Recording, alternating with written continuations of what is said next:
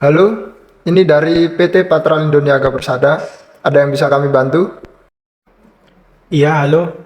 Saya Srizal Jovi Firdaus dari Arab Saudi. Ingin mesan produk briket untuk keperluan pembuatan barbecue.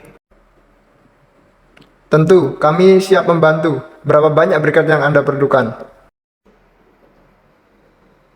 Kami memerlukan 1 ton briket dengan spesifikasi briket gold untuk pengiriman ke pelabuhan di Arab Saudi. Baik, kami memiliki produk yang Anda perlukan. Kami akan pastikan produk yang dikemas sesuai dengan standar perdagangan internasional. Bagaimana dengan prosedur pengiriman dan dokumen yang diperlukan? Kami yang akan mengurus semua dokumen ekspor yang diperlukan, seperti faktur komersial, dokumen pengiriman, sertifikat-sertifikat, dan lain yang sesuai dengan keperluan Anda.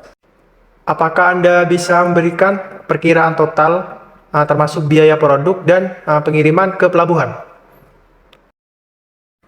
Tentu, kami akan menghitung keseluruhan biaya yang dibutuhkan dan akan memberikan informasi lebih lanjut mengenai hal itu dalam 24 jam ke depan. Apakah ada kendala terkait regulasi ekspor yang harus kami ketahui? Untuk saat ini, tidak ada kendala besar yang kami temui, namun kami akan terus memantau setiap perubahan regulasi yang mungkin mempengaruhi pengiriman. Bagaimana dengan pembayaran? Apakah sudah diatur? Kami akan mengirimkan faktur komersial dan detail pembayaran segera setelah barang siap dikirim. Pembayaran bisa dilakukan sesuai transfer bank internasional seperti yang telah disepakati. Saya juga ingin membicarakan asuransi pengiriman. Apakah sudah termasuk dalam kesepakatan kita sebelumnya? Ya, asuransi pengiriman akan kami sertakan dalam dokumen agar barang terlindungi selama perjalanan.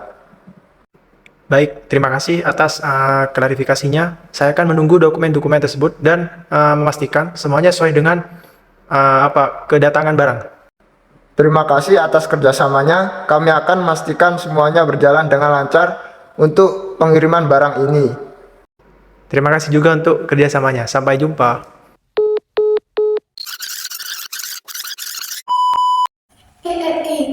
Tapi sebelum kita melakukan prosedur ekspor, kalian tahu nggak larangan dan batasan ekspor itu ada apa aja? Nah, kita kasih tahu di sini. Jadi untuk yang bahasan pertama akan dijelaskan oleh temanku.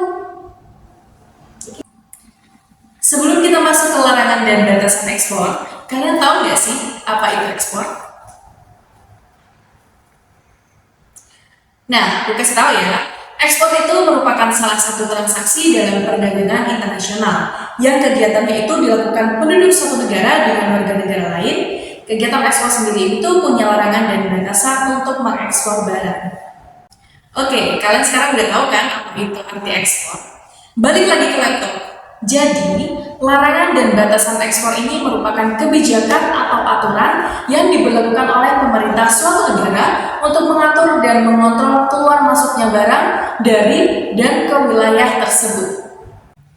Lalu, larangan dan batasan ekspor ini sendiri diatur dalam Undang-Undang Nomor 17 Tahun 2006 tentang perubahan ketiga atas Undang-Undang Nomor 10 Tahun 1995 tentang kepabeanan serta Undang-Undang Nomor 7 Tahun 2014 tentang perdagangan. Nah, untuk tujuan dari larangan dan batasan ekspor itu sendiri, yang pertama, keamanan nasional. Batasan dan larangan ekspor ini dapat diterapkan untuk mencegah teknologi atau barang yang dapat digunakan dalam konteks militer dan jatuh ke tangan negara atau kelompok yang tidak diinginkan. Lalu yang kedua, ada perlindungan lingkungan. Negara-negara ini dapat membatasi ekspor barang yang dapat merusak lingkungan seperti bahan kimia yang berbahaya atau kayu ilegal untuk mendukung keberlanjutan lingkungan global. Lalu yang ketiga, ada pembatasan inflasi. Nah, pemerintah ini dapat membatasi ekspor produk-produk tertentu untuk menjaga ketersediaan dan stabilitas harga di pasar domestik. Nah, kan bagianku sudah nih. Kita kembalikan ke Amirah ya. Oke, terima kasih Triksi atas penjelasannya. Jadi di sini aku mau jelasin larangan dan batasan. Nah, yang pertama di sini ada larangan ekspor. Jadi apa sih larangan ekspor itu? Nah, tadi kan sudah dijelaskan oleh Triksi. Jadi larangan ekspor itu adalah kebijakan yang dilakukan oleh pemerintah, yang dimana pemerintah itu menginginkan stok dalam negeri terpenuhi terlebih dahulu.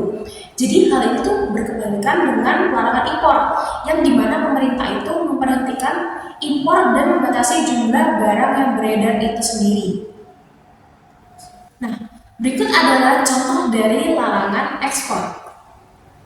Yang pertama, larangan ekspor kayu ilegal. Apa itu? Jadi Indonesia itu kan memiliki larangan ekspor kayu ilegal dan produk kayu terkait sebagai bagian dari upaya untuk melindungi hutan dan sumber daya alam ini. Nah, untuk yang kedua, di sini ada larangan ekspor barang budaya bersejarah. Nah, kalian tahu kan kalau di Indonesia ini banyak artefak sejarah di Indonesia. Nah, jadi artefak budaya sejarah ini dan barang-barangnya itu memiliki nilai budaya tinggi yang seringkali itu dilarang diekspor dari Indonesia untuk menjaga warisan budaya negara Indonesia ini sendiri. Yang ketiga, ada bahan kimia berbahaya. Jadi beberapa bahan kimia berbahaya itu tidak diizinkan untuk diekspor karena potensi yang dampak negatifnya itu terhadap lingkungan dan kesehatan manusia. Nah, untuk pembahasan selanjutnya di sini ada batasan ekspor. Nah, kalian tahu nggak sih batasan ekspor itu adalah sebuah kebijakan atau aturan yang diterapkan oleh pemerintah atau lembaga pengatur untuk mengendalikan atau membatasi ekspor barang atau layanan tertentu. Berikut adalah contoh dari batasan ekspor. Yang pertama, ada kopi. Jadi Indonesia itu kan merupakan salah satu negara produsen kopi terbesar di dunia. Jadi meskipun kopi itu memiliki potensi ekspor yang besar, namun terdapat ketentuan yang membatasi ekspor itu dari pemerintah. Yang kedua, di sini ada beras. Jadi beras itu adalah produk yang dikonsumsi oleh masyarakat seluruh dunia sehari-hari. Nah, di sisi lain itu Indonesia tuh memiliki pertanian yang begitu luas sekali. Jadi meskipun demikian, konsumsi beras Indonesia itu merupakan hal penting bagi konsumsi makanan masyarakat kita. Nah, karena itu pemerintah tuh melakukan pengawasan ketat untuk menjaga ketersediaan beras bagi konsumsi nasional ini sendiri. Yang ketiga, di sini ada kayu. Jadi Indonesia itu kan memiliki kekayaan yang begitu besar kelautannya, sehingga memiliki potensi kuat untuk mengekspor produk olahan kayu ini. Akan tetapi, pemerintah itu membatasi ekspor produk olahan kayu ini agar lebih bernilai ekonomis dan kompetitif di pasar ekspor ini. Sehingga pelaku usaha produk olahan kayu itu dianjurkan untuk mengekspor produk jadi dibandingkan mengekspor barang yang setengah jadi atau bahan baku. Nah, untuk membatasi hal ini dibutuhkan yang namanya SVLK, Sistem Verifikasi Legalitas Kayu, untuk dapat mengekspor produk kayu ini.